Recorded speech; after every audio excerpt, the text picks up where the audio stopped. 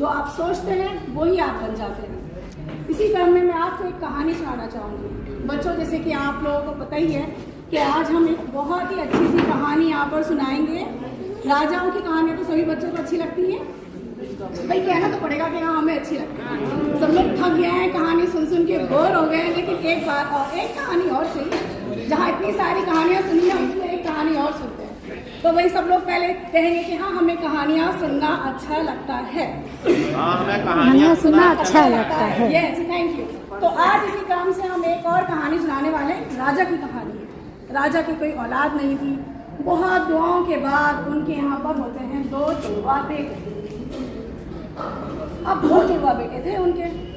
अब राजा जी की उम्र बढ़ गई, बुढ़ापा आ गया। अब दोनों बच्चों की परवरिश राजा जी ने बिल्कुल एक सी की थी। दोनों को सारी शिक्षा एक सी दी थी। सब तरीके से बच्चे बिल्कुल जुड़वा तो नहीं थे, लेकिन उनके अंदर हुनर भी बिल्कुल एक से थे। समस्या अब ये थी कि अब इनमें से राजपाट किसको दिया जाए, उत्तराधिकारी किसको बनाया जाए, बड़ी समस्या थी।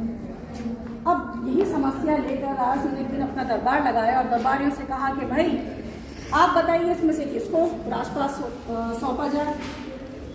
सभी दरबारियों ने कहा कि महाराज, दोनों ही हमारे जो राजकुमार हैं वो इतने लायक हैं कि उसमें हम कैसे पता लगाएं, आप ही बताइए। उसमें से एक दरबारी राजा जी को बताता है कि अगर हम दोनों में एक छोटी सी प्रतियोगिता करवा दें, एक ऐसी प्रतियोगिता जो कि सूझबूझ की होगी प्रतियोगिता, जिसमें ये देखा जाएगा कि अगर कोई ऐसी सिचुएशन आती है उसमें कौन सा हमारा राजकुमार अपनी सूझबूझ से फैसला लेता है।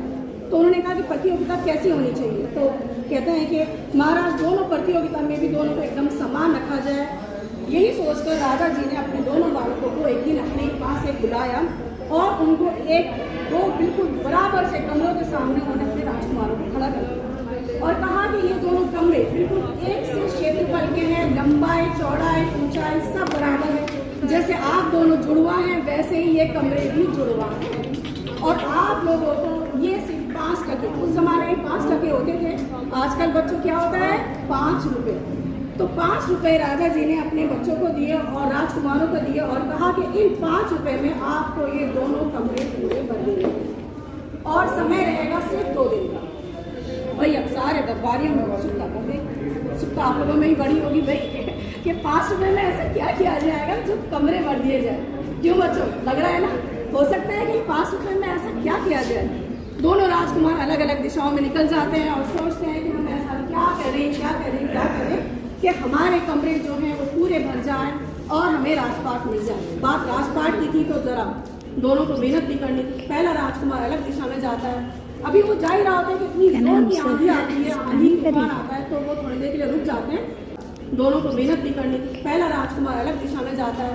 अभी वो जा ही रहा होता है कि इतनी जोर की आंधी आती है, आंधी तूफान आता है, तो वो थोड़ी देर के लिए रुक जाते हैं। एकदम से वो देखता है कि रास्ते में इतने सारे पत्ते सब गिर गए। बस उनको एकदम से आइडिया आ जाता है, क्लिक करता है कि ये बहुत बढ़िया है भाई, इतने सारे पत्ते सब कुछ आ गया, अब तो हम इसी को इकट्ठा कर देते हैं और जाके हम अपने कमरे में भर देंगे।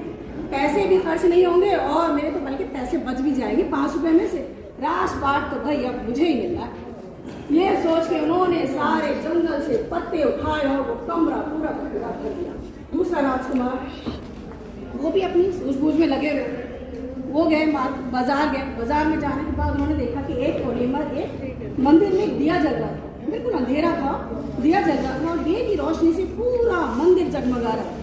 बस उनको भी एकदम वहीं से एकदम समझ में आ जाता, वो वहाँ से एक दिया खरीदते हैं और उस कमरे में जाकर जला देते हैं। तो बच्चों सबको समझ में आ ही रहा होगा कि राजपाट किसे मिला होगा। बताइए आप लोग, किसको मिला होगा राजपाट? दिया जलाने वाले राजकुमार को राजपाट मिला। तो बच्चों बस यही बात बिल्कुल सेम यही चीज हम लोगों के साथ होती है। हमारा जो ये मन है ना, बस उसी एक खाली कमरे की तरह से, उसी एक खाली कमरे की तरह से हमारा ये मन है। उसको भी अगर हम अपने विचारों से उसको रोशन करेंगे तो फिर हमारे लिए कामयाबी होगी। इसके अंदर और बहुत सारी शिक्षा दी जा सकती है, लेकिन समय का अभाव है, तो इसलिए